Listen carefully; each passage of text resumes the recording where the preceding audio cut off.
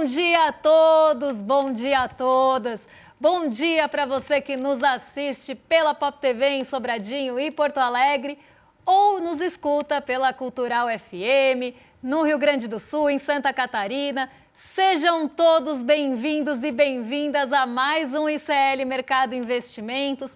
Hoje comemorando não só o Dia do Professor, mas também os 5 anos de CL. Então hoje é dia de aniversário e a gente tá o quê? De parabéns. Então vocês vão deixar aí os parabéns para o ICL no chat, vão contar de onde vocês estão falando e a gente vai passar pelos principais assuntos econômicos aí do nosso Brasilzão e do mundo. Porque hoje, deixa eu colocar o balãozinho aqui de lado, não dá para eu apresentar o programa com o balão, a não ser que eu vá apontar as coisas no gráfico com o balão, mas vamos lá, porque hoje a gente vai terminar o assunto do COI, bastante gente cobrou ontem esse fim de novela do COI, então hoje a gente termina esse assunto e também vamos falar do Donald Trump, que entrou no modo de sofrência. Donald Trump tá chorando, o Laranjão parece que tá meio de mimimi, né? Eles não gostam de falar esse tipo de coisa. Laranjão entrou no modo de sofrência e tá implorando para a China comprar a soja. Ele tá no chora, me liga, importa minha soja de novo. E a gente vai contar por que é que isso está acontecendo e o que deve ter de implicação em relação a isso e por que é que esses setores estão sendo prejudicados, né? O que aconteceu? Quem diria, né, Karma Zabit, já estou dando um spoiler aqui, quem diria que taxar os países, que criar aí desavenças entre os países, né, trazer essa indisposição geopolítica, iria fazer com que os Estados Unidos exportassem menos e isso iria prejudicar o agro. A gente já vai falar sobre isso. Então hoje é um programa que passa bastante pelo agro, porque também saiu o levantamento sistemático da produção agrícola aqui no país, mostrando que o agro não é pop. Então vamos passar por todos esses assuntos hoje, mas antes já vamos dar uma olhadinha na nossa agenda para ver o que movimenta, quem fala, quem não fala e todos os aspectos que devem conduzir o nosso dia nessa quarta-feira, Dia dos Professores. Aliás, né, eu estava assistindo o N1, porque eu fico lá na redação desde cedinho, então assisto Desperta, assisto o N1, e eu vi ali o N1 falando de professores. Então eu acho que é um momento, sim, da gente falar dos professores. Eu sou, uma professora também, mas aqui eu gostaria de homenagear também pessoas que fizeram com que eu estivesse aqui em algum momento, e principalmente aqueles professores lá dos primórdios. Claro que todos os meus professores de faculdade, aí, tanto da história como da economia, fizeram parte dessa trajetória, mas eu queria lembrar alguns professores lá do meu passadão, assim, tipo a minha professora Neuza, da 2ª série, que acreditava, de certa forma, em mim ali, apesar de eu ser uma encapetada na sala. Então ela soube lidar com isso como ninguém. E teve também a minha professora, acho que todas as minhas professoras de história fizeram um papel muito importante na minha vida, porque eu acabei fazendo história depois. E isso muito veio da minha 8ª série ali, do meu ensino médio. Então a minha professora Flávia, minha professora Vera, todas tiveram aí um papel bem importante na minha formação. Até estava contando lá na redação como é que eu escolhi fazer economia, que foi uma sandice no 3º colegial, um trabalho que eu fiz e me levou para isso. Então aqui, a gente tem esses professores que acabam marcando a nossa vida, então um beijo para todos os professores, com certeza vocês fizeram a diferença na vida de alguém, assim como as professoras fizeram na minha vida também, a professora Marli de matemática, que aguentava a gente, eu nem sei como, a gente tacava o terror na aula dela, mas aí um beijo muito especial para todos os professores e professoras do nosso Brasilzão, que precisam ser mais valorizados, inclusive. Agora sim, vamos para a nossa agenda, depois dessa homenagem ao Dia dos Professores, porque, além de ser Dia do Professor, tem outros indicadores aqui. Às 4h40, na Bélgica, o presidente, o vice-presidente do Banco Central Europeu, o Luiz de Guindos, vai participar, junto com a Cláudia Buck, de um evento em Bruxelas, e além deles também participa o vice-presidente do Banco da Inglaterra, gente, eu misturei Inglaterra com Dave, saiu uma Inglaterra, da Inglaterra, o Dave Ramsey, e aí a gente tem às 6 horas da manhã, produção industrial de agosto, Às 8 horas da manhã aqui no Brasil, sondagem do mercado de trabalho de setembro, uma edição da FGV. E hoje sai o quê? Pesquisa mensal do comércio de agosto. Esse dado a gente vai trazer amanhã, mas já fica no radar, principalmente depois de um mês que os serviços tiveram uma altinha, mas como eu falei, foi quase um soluço. Vamos seguir por aqui porque tem mais coisa na nossa agenda nessa quarta-feira. Então vamos seguir para o pessoal de casa também acompanhar quem mais tem divulgação hoje, porque logo em seguida, às 9h30, tem o Índice de Atividade Industrial do Empire State, de outubro nos Estados Unidos. E às 11h15, daqui a pouquinho, quem fala é Sharon Donnery, que participa de um evento do Instituto de Finanças Internacionais. Às 12 horas, a vice-presidente para a estabilidade financeira, Sarah Breeden, ela é do Banco da Inglaterra também, participa de uma reunião anual no Instituto de Finanças Internacionais, o IIF também. Então hoje, assim como ontem, né, tem várias autoridades aí de bancos centrais falando nesse evento do Instituto Internacional de Finanças. Mas não para por aí, porque tem mais coisa na nossa agenda. Às 13h30, o Stephen Miran discursa num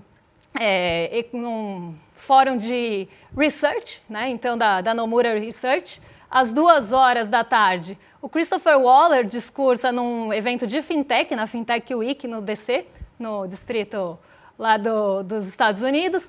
Às 2h30, o fluxo cambial semanal é divulgado, esse já velho conhecido nosso.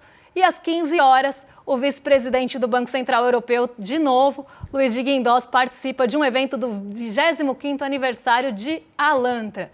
Então aqui é uma agenda também bem focada em falas, né? Assim como nos outros dias, alguns indicadores importantes, mas várias falas de vice-presidentes, dirigentes e pessoas ligadas a bancos centrais, né? De certa forma, diretores, tá todo mundo falando porque tem esses eventos na Fintech Week e o evento no Instituto Internacional das Finanças. Depois, a Sarah Breeden, que também é do Banco da Inglaterra, discursa em um evento na Fintech Week. E hoje, às 15 horas, tem um dado importante, que é o livro bege. O livro bege, lá nos Estados Unidos, ele traz as perspectivas para a economia e para a economia estadunidense, para indicadores econômicos. Então, ele é bastante usado porque traz esse sentimento e pode sinalizar também políticas econômicas e monetárias. Às nada, né? Porque não tem horário. Durante o dia, tem reunião dos ministros de Finanças e presidentes dos bancos centrais do G20 acontecendo nos Estados Unidos. E, além disso, as reuniões anuais do FMI e do Banco Mundial continuam acontecendo nessa quarta-feira.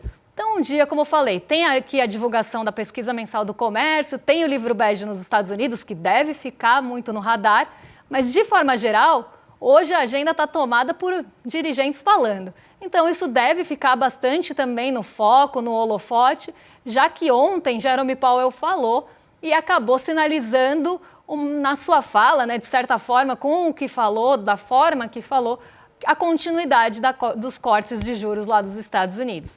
Então, as falas ficam no radar justamente por isso. Está todo mundo querendo pescar ali alguma sinalização de política monetária, seja dos Estados Unidos, do Banco da Inglaterra, do Banco Central Europeu, ou até mesmo aqui do Brasilzão, quando aparece. Então, é isso que as pessoas buscam quando tem falas de dirigentes, diretores, presidentes, vice-presidentes de bancos centrais mundão afora. Agora a gente vai inverter um pouquinho a ordem das coisas, porque como ontem vocês ficaram afoitos para saber o desfecho da novela do COI, a gente já trouxe isso no começo do programa para ninguém falar que eu não falei do COI, né? Então, para não falarem que eu não falei do COI, vamos terminar esse assunto. Né? Eu já expliquei como é que funcionam os COIs normalmente. Eles têm uma trava de alta, na maioria das vezes, podem não ter também, mas aí a forma de proteção da queda pode mudar, porque é uma estrutura feita com derivativos. Então você monta uma estrutura, por isso que chama certificado de operação estruturada, não é começou operando errado, como a gente brinca, é certificado de operação estruturada. Por quê? Você tem um certificado que você aportou dinheiro numa operação estruturada. E essa operação estruturada estrutura o quê? Normalmente, ativos e derivativos. Então, você faz uma estrutura com derivativos que protejam a queda. Então, se cair muito aquele investimento, você tem uma trava de queda e pode até garantir uma remuneração para esse capital que está protegido, ou você coloca uma trava na alta. ou E, né? Porque pode ter as duas travas. Você tem ali a trava da alta, sobe até tanto valor, você leva aquela alta, acima daquilo não mais. Alguns não têm trava de alta, mas tem ali a trava da queda. Então, cada COI é de um jeito. E os COIs que deram problema nesses tempos mais recentes aqui, nessas últimas semanas, não eram COIs como a gente normalmente vê. Esses COIs ligados à bolsa, que também, na maioria das vezes, não são bons. Mas tem piores, né? Quando a gente acha que chegou no fundo do poço, o poço ainda tem subsolo. Então, tem COIs piores do que os que a gente normalmente vê, que são esses COIs ligados à dívida das empresas. Só para a gente relembrar aqui, quem que está chegando hoje, foram emitidos COIs, também certificados de operações estruturadas, com estruturas que envolviam a dívida de empresas. Quais empresas eram essas? A Braskem e a Ambipar. E esses COIs deram muito errado, porque quem colocou dinheiro nesses investimentos perdeu ali de 60% a 93% do valor investido. Não é só do rendimento, é de tudo. Então, até fiz um exemplo bem matemática de padaria, a pessoa colocou R$1.000 e ficou ali, né, colocou 100, ficou com 7, né, colocou 1.000, ficou com 70. Então, assim, uma perda muito grande do recurso todo. E muitas pessoas, às vezes, são induzidas ao erro. Não é explicado para elas qual o risco de verdade desse COI. Alguns distribuidores desses produtos estavam falando até que tinha uma garantia dupla do emissor e ali do crédito no final, mas na verdade não era garantia dupla, era risco duplo. Você estava correndo o risco do emissor e ainda tinha todos os riscos de mercado do produto. Então era um COI bastante complicado e bastante arriscado. E normalmente quando a coisa é muito arriscada, para ela ser atrativa, para as pessoas colocarem o dinheiro no risco, paga uma remuneração boa. Então as pessoas focavam só na remuneração. Olha, você vai ganhar 18%, 20% se você colocar dinheiro nesse COI, sendo que a gente ganha 15% sem risco. Então precisava ser uma coisa muito arriscada para alguém topar correr esse risco enorme. Só que muitas vezes esse risco não era explicado. Até separei aqui um trechinho que eu vou reler para vocês, porque explica direitinho esses COIs de crédito. Nos COIs de crédito, a rentabilidade está ligada ao risco de crédito de uma empresa. Risco de crédito a gente sempre lê risco do calote. Ou de um país, porque ele pode ser de uma empresa ou de um país. Se o emissor do título pagar tudo o que deve, o retorno do COI é superior às taxas de mercado. Claro, porque você está correndo um risco enorme aí para deixar o dinheiro nessa enrascada. Mas se o emissor enfrentar problemas financeiros, der o calote, ou até mesmo atrasar o pagamento intermediário de uma parcela da dívida, então se ele atrasar, não é nem que ele deixou de pagar, ele atrasou, você já começa a perder dinheiro. O investidor pode perder parte ou até mesmo todo, 100% do valor investido. E foi isso que aconteceu. A gente teve dificuldade financeira das duas empresas, começaram a atrasar pagamento, e aí o COI foi perdendo o valor e chegou a um valor de perda, no caso da Ambipar, de 93%. E aí, além disso, tem o duplo risco que eu estava explicando aqui, que é o risco da emissão e do papel que o COI aplica.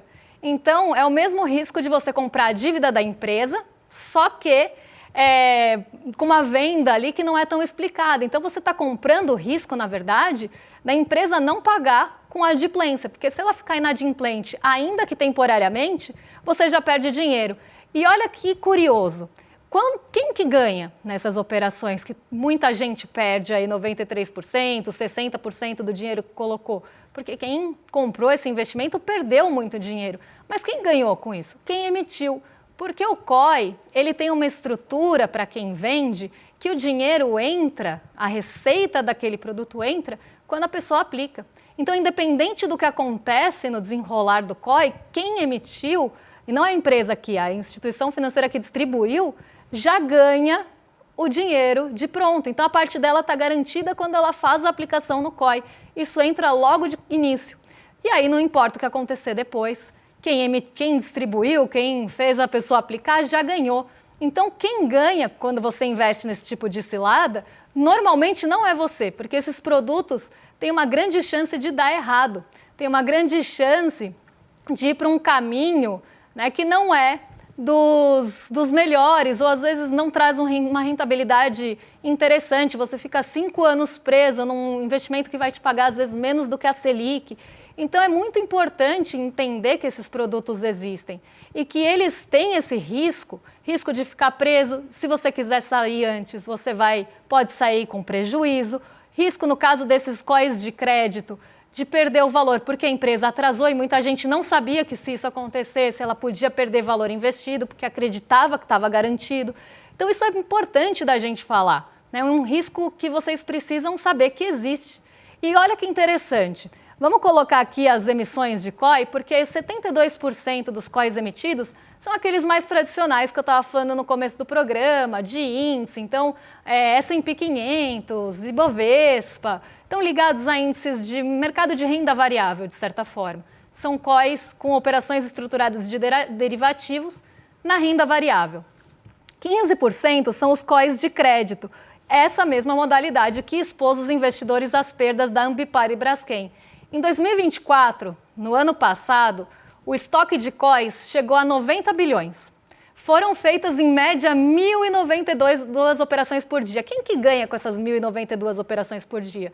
Justamente quem ganha a receita de quem aplica. Imagina quanto não se ganhou com essas 1.092 aplicações aí por dia e esses 90 bi. Mesmo sabendo que 15% dessas emissões tem um risco enorme para o investidor. E muitas vezes isso não é dito.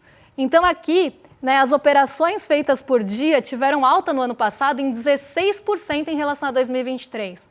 Então, quando o banco fala que ele está oferecendo uma coisa dessa pensando em você, né, a gente já começa a desconfiar, porque o banco ganha e ganha muito, a corretora ganha e ganha muito nesse tipo de produto, mesmo que ele dê errado.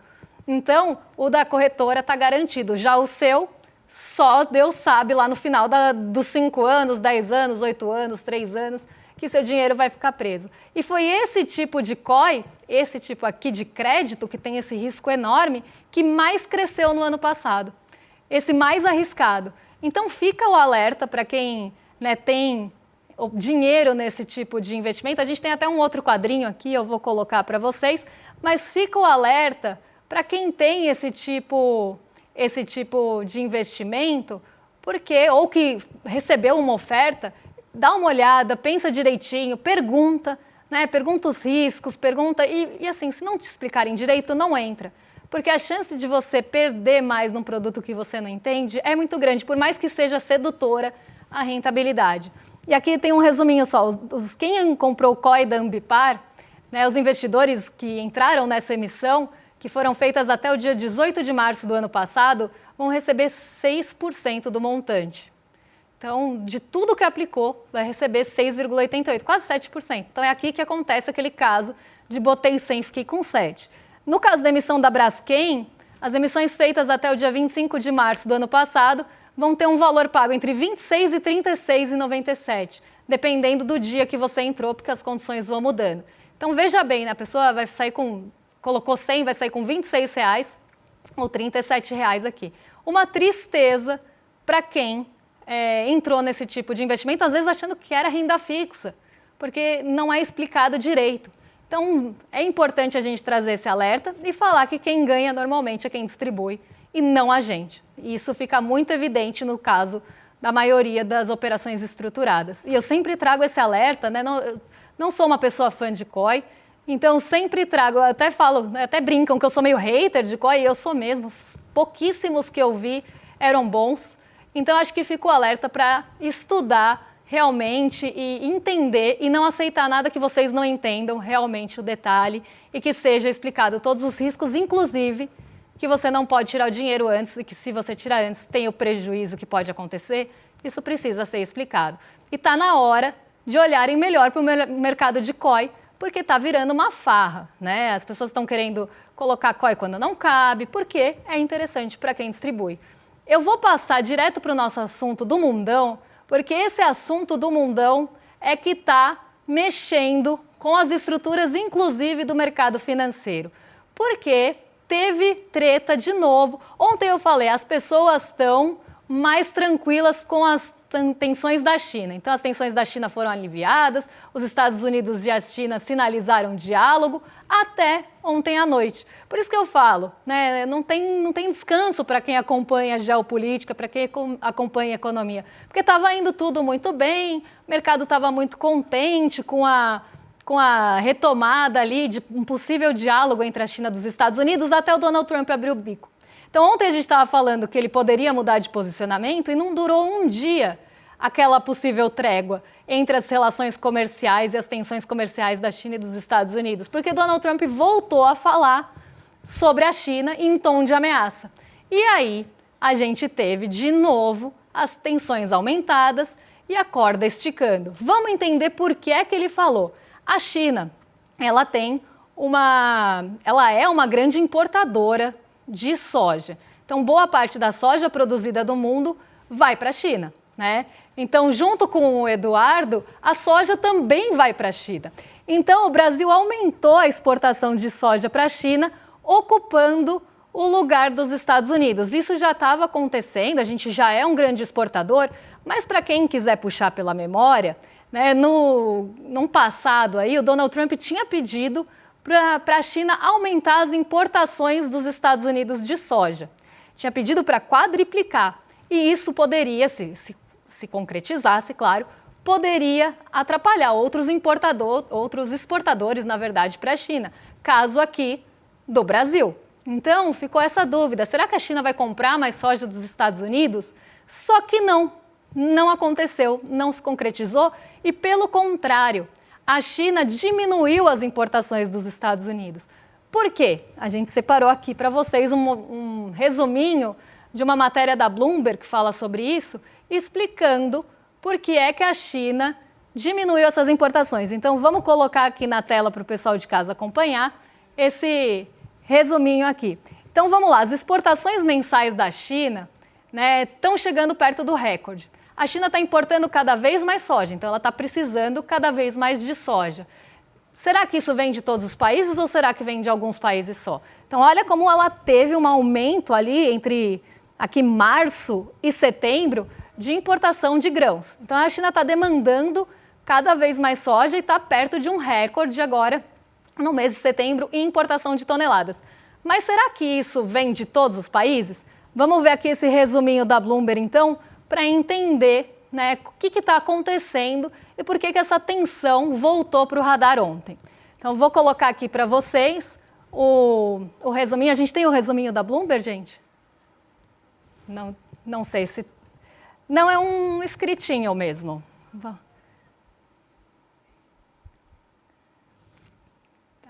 A voz da consciência diz que teve. Temos sim. As importações de soja da China atingiram recorde no mês de setembro, mesmo com o país evitando o fornecimento dos Estados Unidos em meio ao ressurgimento das tensões comerciais entre as potências. Processadores chineses, então aqui pessoas que compram a soja, tá? Só traduzindo para vocês, têm reforçado o fornecimento da oleaginosa com embarque principalmente da onde? Do nosso Brasilzão. Enquanto evitam as cargas dos Estados Unidos, já que as tarifas altas e os riscos políticos estão tornando o comércio inviável. Então, quem diria, né, Karma is a bitch, como eu comecei a falando lá no programa, quem diria que você taxar os países, né, que você tentar arranjar treta com todo mundo, iria fazer as pessoas comprarem menos a sua soja?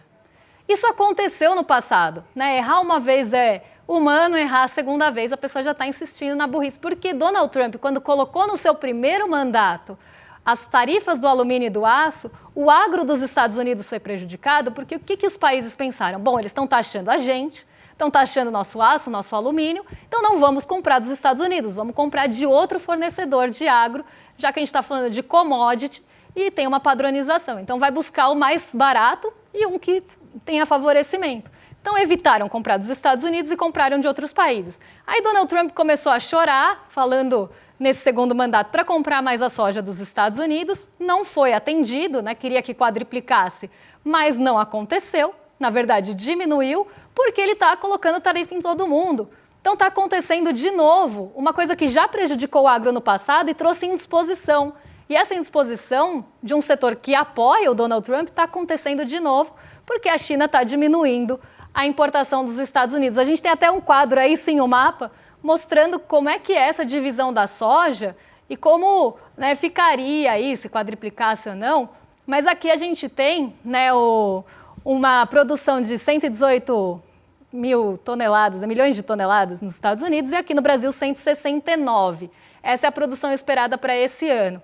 Os Estados Unidos exportou 22 toneladas para a China, o Brasil exportou 74. O Brasil hoje é responsável por 71% das exportações para a China de soja. Então os Estados Unidos queriam o quê? Aumentar a fatia dele ali, que é 21%, e pegar parte também dessa exportação do Brasil e de outros países ali com 8%. Isso não aconteceu e começou a aumentar ainda mais a tensão dos Estados Unidos, do Donald Trump com o próprio agro e da China entre os Estados Unidos, porque não vai rolar de comprar a soja americana. E estão preferindo a nossa soja aqui porque a nossa soja é bem competitiva. Eu nem vou entrar no assunto que eu iria entrar se eu fosse falar do levantamento sistemático, de quão prejudicial é a plantação de soja para o meio ambiente, para o solo e, inclusive, para outros quesitos ali, porque a gente sabe que é um agroexplorador. O que a gente está falando aqui é dessa briga, né, dos Estados Unidos tentarem pegar essa pauta exportadora do Brasil e não conseguir, e justamente ter o efeito contrário, né, da China não comprar deles. E aí isso trouxe uma indisposição geral nos mercados ontem. Os mercados caíram justamente porque colocar, né, essa tensão de volta no radar faz com que as bolsas caiam. Mas quem que chorou ontem? Foi o Donald Trump. Então vamos terminar o programa com o chorinho impresso e auditável aqui do Donald Trump? Acredito que a China propositalmente não comprar nossa soja, causando dificuldades aos nossos produtores de soja, é um ato economicamente hostil. Tá chateado Donald Trump que a China de propósito não tá. De propósito não, né? Quer dizer, é de propósito porque está sendo inviável para a China, porque estão colocando tarifa na China, porque tem riscos políticos em comprar a soja dos Estados Unidos na China. Estamos considerando encerrar negócios com a China relacionados a óleo de cozinha e outros elementos do comércio como retaliação. Por exemplo, podemos facilmente produzir o óleo nós mesmos sem precisar comprar da China. Será, Donald Trump, que vocês conseguem produzir, assim como a China, mais competitivo do que a China, de forma competitiva? Ou será que, primeiro, vocês vão conseguir produzir para a demanda dos Estados Unidos e, segundo, a preço competitivo? É isso que precisa ser colocado em jogo. E aí Donald Trump levanta o tom e coloca, né, o tom de novo na ameaça ali de não vou comprar mais, vou boicotar alguns setores, e isso vai prejudicar cada vez mais os exportadores dos Estados Unidos, porque os outros países vão fazer aquele movimento de comprar de outros lugares. Então, quem diria que as suas próprias ações poderiam trazer consequências para o seu país, né, Donald Trump? Mas parece que você não aprendeu com a primeira vez no seu mandato. Agora, eu quero chamar vocês para comemorar com a gente o quê? Os 5 anos de ICL, porque hoje a gente está fazendo aniversário, mas quem leva o presente é você, porque a gente vai liberar para quem entrar em iclmercado.com.br o plano vitalício do ICL, que você paga por 12 meses e fica com acesso à nossa plataforma para sempre, podendo fazer os cursos que vão entrar depois, né? E além disso, leva os brindes. Tem livro do Edu, tem livro do GC, tem a bolsinha térmica, porque eu estava ali de olho no N1, que a galera ganhou bolsinha térmica ali. Eu quero uma bolsinha térmica para levar para o churrasco as minhas bebidinhas e carninhas, hein, ICL? Fica aí a dica. Olha só, então o presente também é meu, será? No aniversário do ICL, quem ganha presente sou eu? Vamos descobrir. Mas, então a gente tem essa, olha lá, Aline, trazendo a minha bolsinha térmica do ICL, para eu botar o quê? As minhas coisinhas geladas. Muito obrigada, ICL. Quem quer ganhar uma bolsinha igual a minha aqui? iclmercado.com.br. Se inscreve aí no nosso projeto vitalício, nosso programa vitalício, para ficar com o ICL para sempre. E além disso, vai ter o quê? Brejinha gelada no fim de semana, ou refri gelado se você não bebe. Então, ó, sucesso! Agora eu vou jogar nosso programa, gente, aí perdi tudo. Vou jogar, fiquei tão impactada aqui que perdi tudo. Vou jogar o nosso programa para cima, arrastar para os nossos vizinhos, porque o William Deluca e Guga Noblar já estão a postos com sua bolsinha tiracolo a posto também, para receber vocês Então vocês estão em mais que excelente companhia e amanhã eu volto para contar o que mexe com a nossa bolsa, com o nosso bolso e com as nossas vidas. Um beijão e até lá, pessoal!